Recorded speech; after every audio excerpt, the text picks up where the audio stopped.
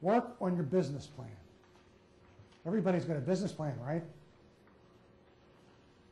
Well, if you don't, now's the time to work on one. We talked about number 2 in the priority list is be ready to hit the ground running when the economy turns around. So now's the time to work on your business plan. Get your key personnel involved, your key managers. Develop the correct strategy. Has the business environment changed? How is that going to affect the way you do business? Do you have to change your strategy? Put together action plans with dates and names on them so that people are responsible and will be held accountable to get the things done. And run a draft by your banker. They're interested in seeing what you're trying to do and are interested to see that you're progressing positively and putting a business plan together. Right, Alan? Right.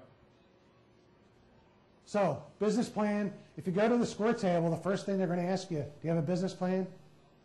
If you go to the Roanoke Chamber Small Business Development Center, the first thing they're going to ask you is, do you have a business plan? It's important. If you have the chance now, work on it.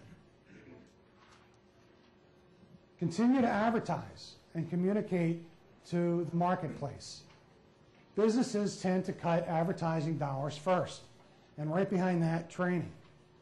So if that's the case, seize the opportunity to take top-of-the-mind awareness away from your competitors by getting out there. Whether you use flyers, email blasts, people are starting to use some of the social networks, Facebook, LinkedIn, Twitter, etc., to communicate, to blog, etc. Use those social networks. Get close to the local business publications, the Valley Business Front, the Blue Ridge Business Journal, again, is being spiffed up a bit. Get in contact with those people, the editors. See if you can get some announcements about yourself in there, events you're going to have. Go to all the networking events like tonight. Get out there and network. Spend the time talking to people and try some cold calls on clients you haven't had a chance to potentially talk to that might be a good prospect. Get your name out there.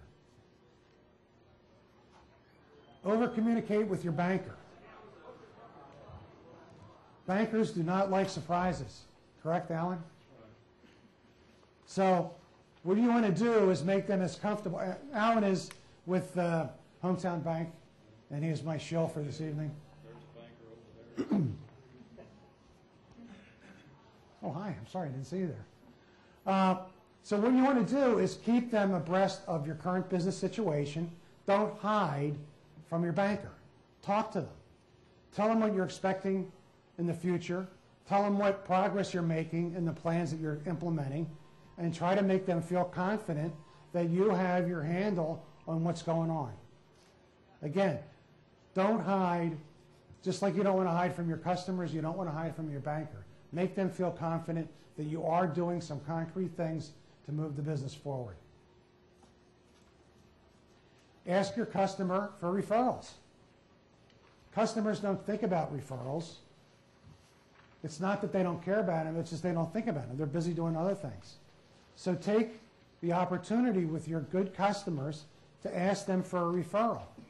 Believe me, if they're a good customer and you have a good relationship and you ask them for a referral, they will go out of their way to give you a couple of names to talk to. All you have to do is ask. Look for new markets for your products or services. There are probably other geographies or there are other market segments that could use your product that you haven't gotten to. Try to identify some new markets and do some special programs. Do a mailing, do a phone barrage, do some targeted cold calls, and test the level of interest. See what you find out, modify your program, and try it again. Think outside of your geography. Think into a customer segment that you haven't tried before that might use that product.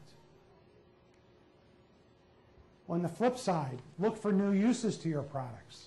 There are probably some ways your product or service might be used today that you haven't thought about, that some other customer might pick up on. Can your product be used outdoors as opposed to indoors? Can you access it online? Can it be a component to a larger product? Can your product be used overseas?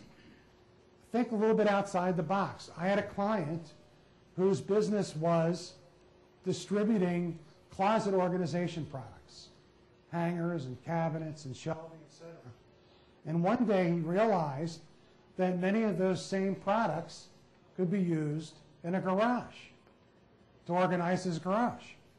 So he has now started a multi-million-dollar business selling those same kinds of products through the same suppliers to a whole new marketplace for garages. So think about those kinds of opportunities for your products. Dig deeper into your profit model. What do I mean by that? This means getting your accountant to the side, or your CPA, or wherever you're working with, and starts and asks some tough questions. The customers who generate most of the sales, are they actually generating most of the costs too? Are you spending more than their average share of time servicing that account? Are they more costly than your regular smaller customers? How about those high volume product lines? You have to be priced really tight on those.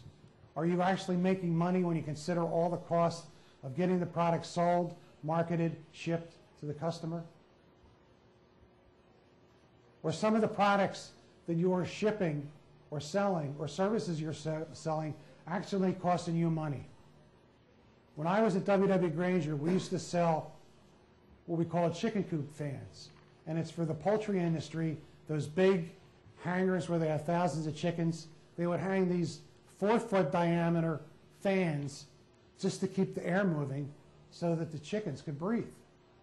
Well, we found out when we attributed all the costs to that product, the warehousing cost, how much space it took, the shipping, etc., that we were actually stapling $15 to every one of those fans as they were going out the door. Just because of all the costs that were involved in handling that product, we weren't pricing it correctly. So, get your accountant, get some reports out, sit down, look at the numbers, and see if you can make some adjustments in your pricing or your policies with some of your clients, or you need to change the pricing or the costing on some of your products.